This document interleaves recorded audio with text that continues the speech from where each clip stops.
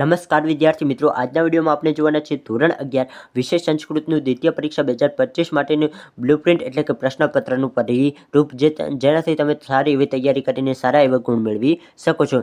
તો સૌપ્રથમ વાત કરીએ કે તમારું 50 ગુણનું તમને પેપર જોવા મળશે અને સમય તમને 2 કલાકનો આપવામાં આવતો હોય છે. આગળ જોઈએ, જેમાં પ્રશ્નના પ્રકાર પ્રમાણે ગુણભાર જોઈએ તો પ્રશ્નનો પ્રકાર. તો પ્રશ્ન હેતુલક્ષી પ્રશ્નોની વાત કરીએ તો 15 જેટલા હેતુલક્ષી પ્રશ્નો તમને જોવા મળશે, જેના તમને 15 ગુણ આપવામાં આવશે. બીજા છે ટૂંક જવાબી પ્રશ્નો, જે તમને 10 પૂછવામાં આવશે. આમ તો વિકલ્પ સાથે ગણીએ તો દરેક પ્રશ્નો 15 હશે, પરંતુ તમારે લખવાના કેટલા તો કે 10 લખવાના હશે, જેના તમને 20 ગુણ આપવામાં આવશે. પછી છે ટૂંક જવાબી પ્રશ્નો, જે તમને 1 પૂછવામાં આવશે, જેના તમને 3 ગુણ આપવામાં આવશે. વિસ્તૃત જવાબી પ્રશ્નો, જે તમને 5 પૂછવામાં આવશે, તેમાંથી તમે કોઈ પણ 3 લખવાના રહેશે અને તેના તમને 12 ગુણ આપવામાં આવશે, એટલે કે દરેક પ્રશ્નના 4 ગુણ. આમ ટોટલ તમારું કેટલું હશે તો કે ટોટલ તમને તમારા પ્રશ્નપત્રમાં 36 પ્રશ્નો જોવા મળશે, જેમાંથી તમારે કોઈ પણ 29 પ્રશ્નો લખવાના હશે અને તેમાંથી તમને 50 ગુણ આધારે તમે જેવું લખ્યું હશે એ પ્રમાણે તમને ગુણ આપવામાં આવશે. આગળ જોઈએ પ્રકરણ દીઠ ગુણભાર. તમારે કયા પ્રકરણમાંથી કેટલા ગુણનું પૂછવાનું છે. પ્રકરણ 1માંથી 1 ગુણનું, પ્રકરણ 2માંથી 1 ગુણનું, પ્રકરણ 3માંથી 1 ગુણનું, પ્રકરણ 4માંથી 1 ગુણનું, પ્રકરણ 5માંથી 1 ગુણનું, પ્રકરણ 6માંથી 1 ગુણનું 3 ગુણનું, પ્રકરણ 7માંથી 3 ગુણનું, પ્રકરણ 8માંથી 3 ગુણનું, પ્રકરણ 9માંથી 4 ગુણનું.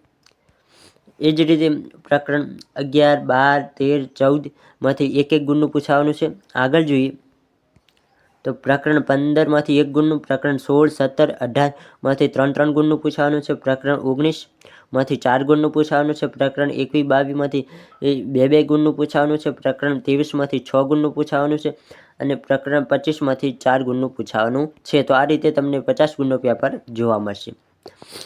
તો અહીં આગળ જોઈએ પ્રશ્નપત્રનું માળખું કેવું હશે, તો એના વિશે પણ આપણે થોડોક માહિતી મેળવી લઈએ. જેમાં વિભાગ એમાં તમને 10 ગુણનું પૂછવામાં આવશે, જેમાં શું હશે તો કે પદખંડનો માતૃભાષામાં અનુવાદ કરો કોઈ પણ એક, જેના તમને 4 ગુણ આપવામાં આવશે. તમને એક પદખંડ આપવામાં આવશે, તેનું તમારે માતૃભાષામાં ગુજરાતીમાં અનુવાદ કરવાનું હશે, જેના તમને 4 ગુણ આપવામાં આવશે. એ જ રીતે વિવરણાત્મક નોંધ લખો અથવા વિવરણાત્મક નોંધ લખો, જે તમને અથવામાં આપવામાં આવશે, એટલે કે 2 પ્રશ્નો આપવામાં આવશે, તેમાંથી તમે કોઈ પણ એક લખી શકો છો, જેના તમને 2 ગુણ આપવામાં આવશે. એક શ્લોક પૂર્તિ હશે, જેના તમને 2 ગુણ આપવામાં આવશે. નીચે આપેલા વિકલ્પોમાંથી યોગ્ય વિકલ્પ પસંદ કરી જવાબ લખો, તેના પણ તમને 2 ગુણ આપવામાં આવશે. પછી છે વિભાગ બી, જેમાં 10 ગુણનો તમને વિભાગ બી જોવા મળશે. તેમાં પણ એ જ રીતે હશે, જેમાં ગદ્યખંડનું પૂછવામાં આવશે. વિભાગ સીની વાત કરીએ તો વિભાગ સીમાં ગદ્યખંડ વાંચી નીચેના પ્રશ્નોના જવાબ લખો, ABCD આ રીતે પ્રશ્નો તમને પૂછવામાં આવી શકે છે, જેના 4 ગુણ આપવામાં આવશે.